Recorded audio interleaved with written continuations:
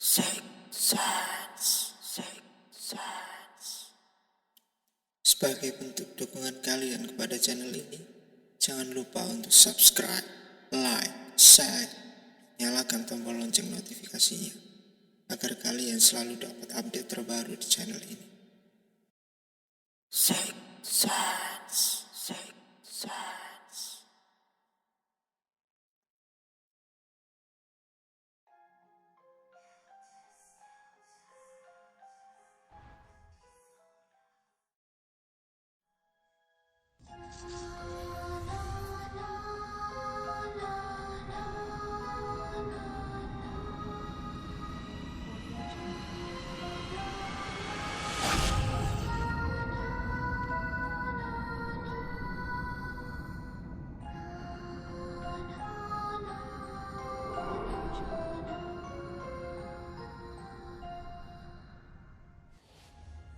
Halo, aku Lina.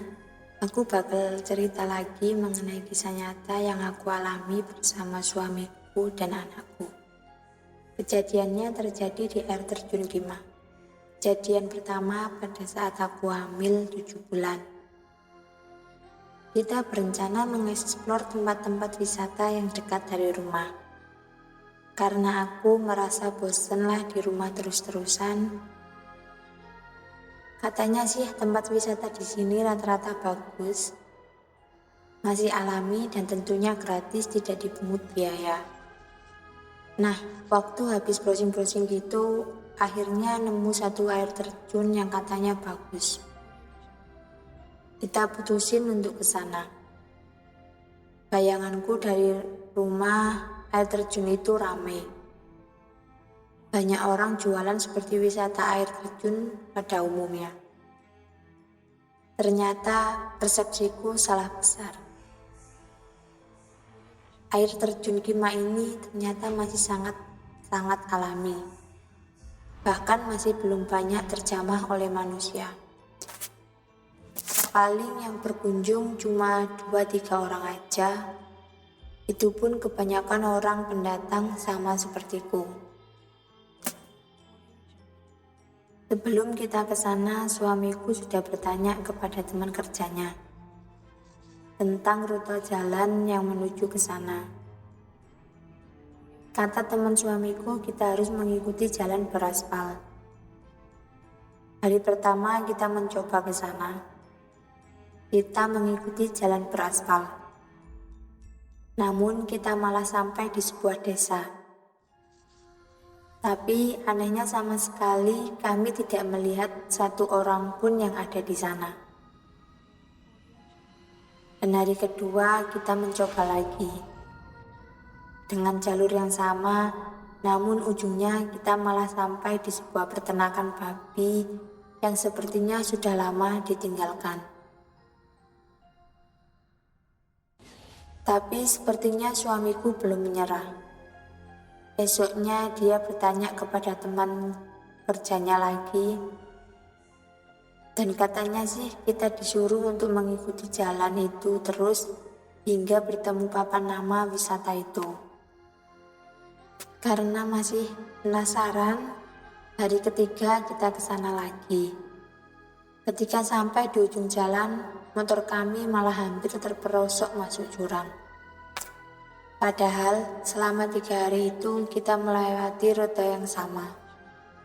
Melewati jalan yang beraspal seperti saran teman suamiku. Tapi kami selalu sampai di ujung yang berbeda. Jadi sebelum kita sampai di ujung yang berbeda itu, pasti kita melalui kabut tebal. Saking tebalnya sampai hampir tidak bisa melihat jalan di depan. Setelah kami sampai di ujung kabut yang tebal itu, kami melihat desa yang kosong, peternakan babi yang sudah ditinggalkan, dan jurang. Setelah kejadian itu, kami tidak pernah mencoba ke sana lagi. Sampai akhirnya ketika anakku umur 1 tahun, waktu itu siang hari suamiku lagi membersihkan akuarium. Salah satu teman kerjanya datang ke rumah. untuk ikut membantu mengerjakan aquascape suamiku.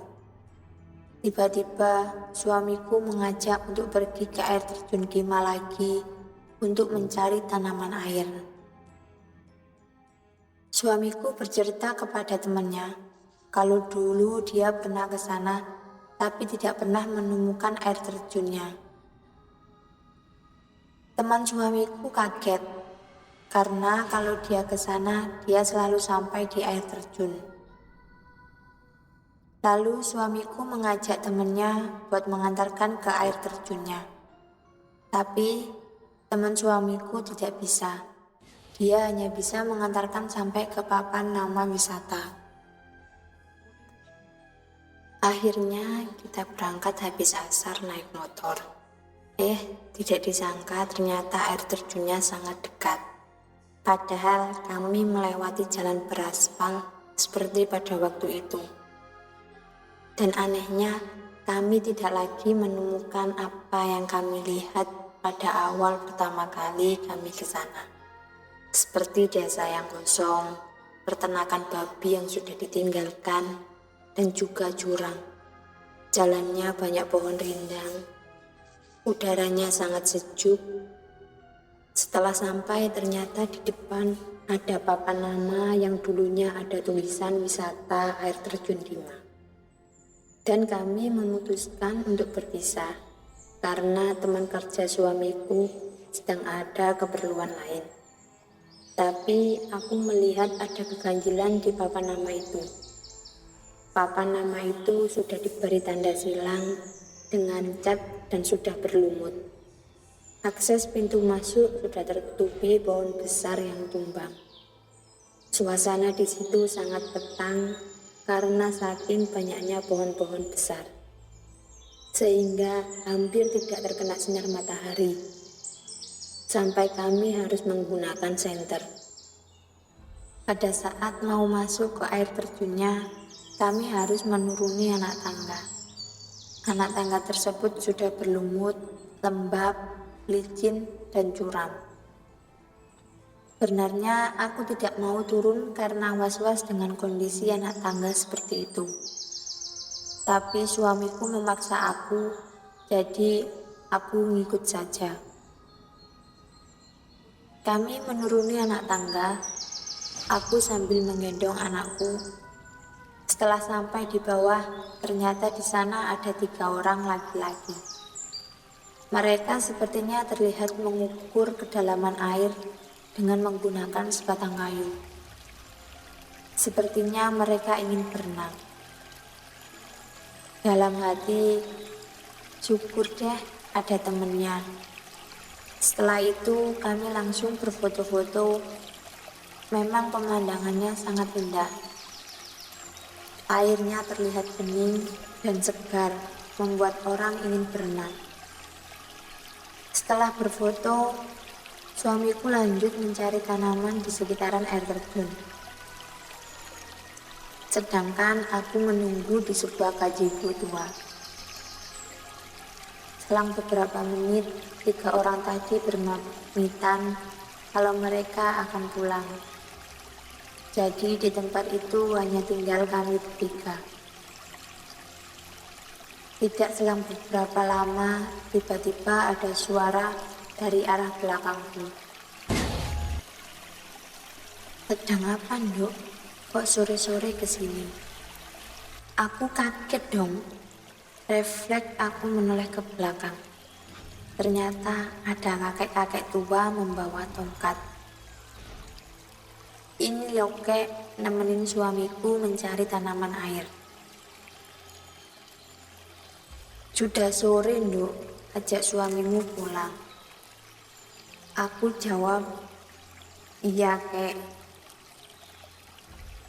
Kakek itu menjelaskan kalau dirinya sudah lama tinggal di sini dari zaman penjajah Belanda.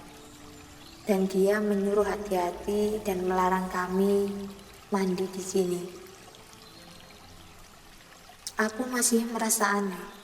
Setelah 3 orang yang izin pulang tadi, aku yakin tidak ada 1 orang pun selain aku, suamiku, dan anakku. Lalu dari mana datangnya kakek itu. Seketika itu, aku langsung teriak memanggil suamiku. Lalu aku menoleh ke belakang, tapi kakek itu sudah tidak ada. Aku mencari kakek itu di sekeliling, tapi tidak ada siapa-siapa.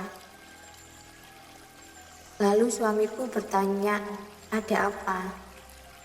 Aku menjelaskan kepadanya kalau ada kakek-kakek di belakangku yang menyuruh kami untuk tidak berenang di sini. Tapi kata suamiku dari tadi dia tidak melihat siapapun. Seketika itu aku langsung mengajak suamiku pulang. Pada saat kami menaiki anak tangga, aku kaget kenapa anak tangga ini jadi sedikit sekali. Padahal waktu kami turun tadi, aku yakin melewati banyak sekali anak tangga. Kami berlari secepat mungkin menuju tempat motor yang kami parkir di atas. Sebelum sampai di motor, suamiku ingat ada beberapa tanaman yang tertinggal di bawah.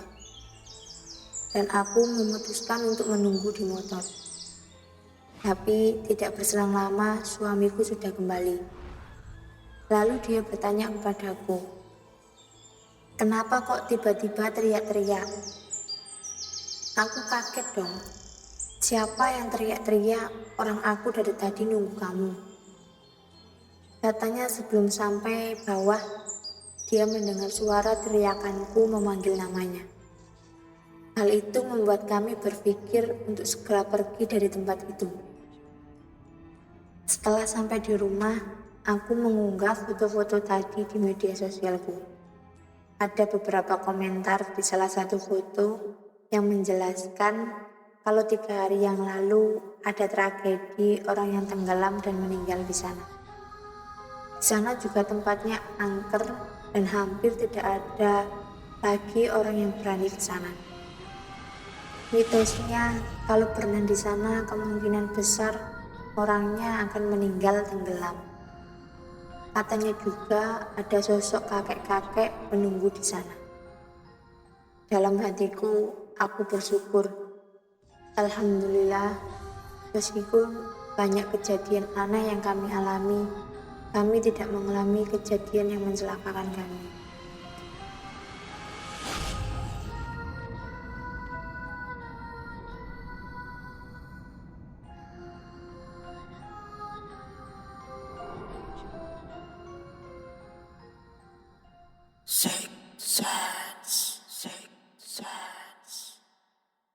Kalian punya cerita horor? Kalian bisa kirimkan cerita kalian ke alamat di bawah ini.